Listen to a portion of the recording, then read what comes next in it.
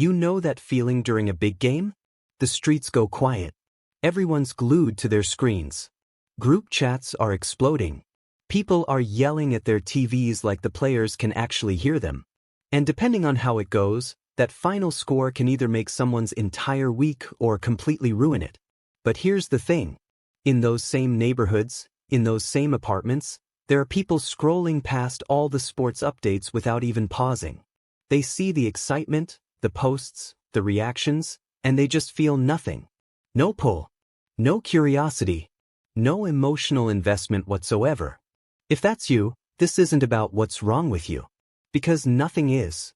This is just about understanding how your brain actually works. Let me start with something that might sound controversial. When most people obsess over sports, it's not really about the game itself. It's about something way deeper. It's about belonging.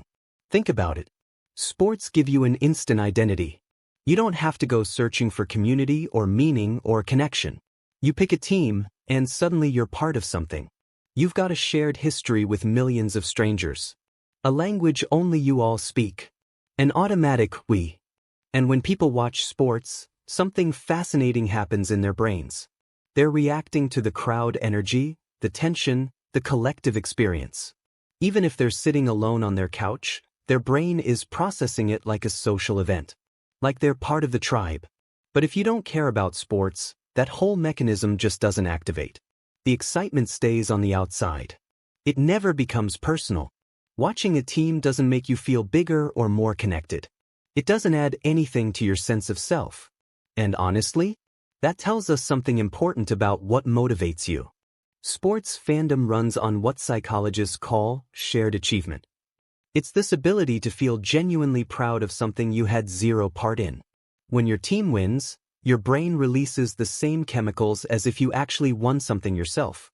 But a lot of non-sports people, their brains just don't buy it. You need that connection between effort and outcome. If you didn't train, didn't practice, didn't influence the result in any way, it doesn't register as meaningful. It feels hollow. So watching other people compete doesn't give you that rush. It just feels empty. And this shows up in how different brains handle rewards. Sports fans get off on suspense. The not knowing. The anything could happen feeling. The build-up. The tension right before something big happens. That uncertainty is actually the drug. But people who don't follow sports usually get their dopamine hits differently. From making progress on something. From learning a new skill. From creating something that wasn't there before. From solving a problem that's been bothering them. You don't want to wait for something to happen. You want to make something happen. That's why a lot of non-sports people naturally gravitate toward hobbies, creative projects, intellectual pursuits, or long-term personal goals. They need to be involved, not just observing. There's also this huge difference in emotional control. Sports culture basically encourages you to hand over your emotional remote control to something completely outside yourself. A win lifts your mood for days. A loss can genuinely ruin your week. Your emotional state is literally determined by what 11 people you've never met did on a field.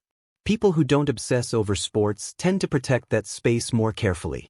They're just not comfortable letting events they can't control decide how they're going to feel.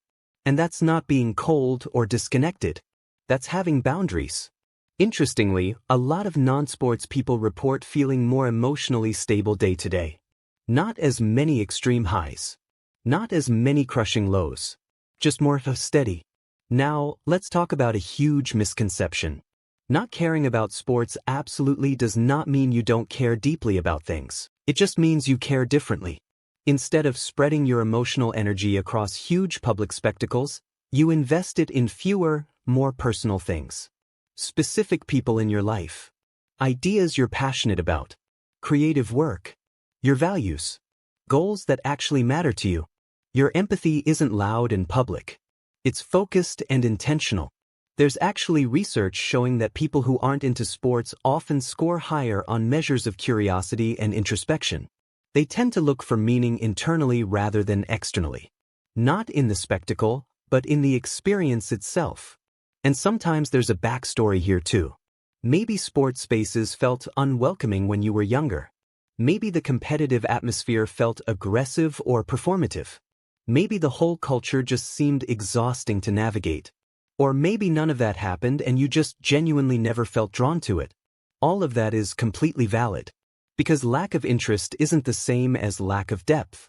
When you really break it down, the core difference between sports fans and non-sports people comes down to where each group finds meaning. Sports fans find meaning in shared stories unfolding in real time. In being part of something massive. In the collective energy of millions of people experiencing the same moment. Non-sports people find meaning in actively shaping their own lives. In direct participation.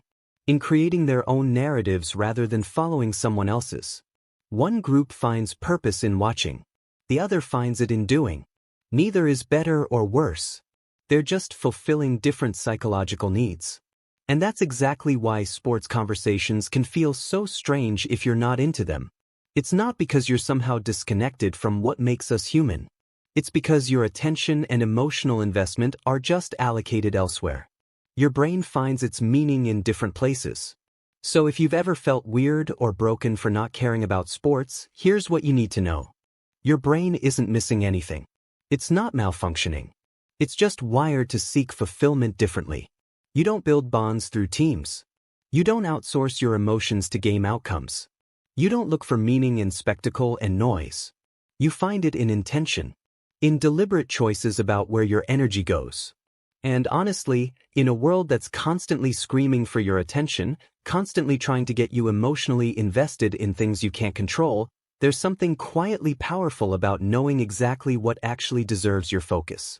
So the next time someone asks you, genuinely confused, "Wait, how do you not care about sports?" Just remember this. You're not detached from life. You're not missing out on being human. You're just deeply, intentionally involved in your own life. In the things you can actually shape. In the meaning you create yourself. And when you think about it, that might be the most fundamentally human thing of all.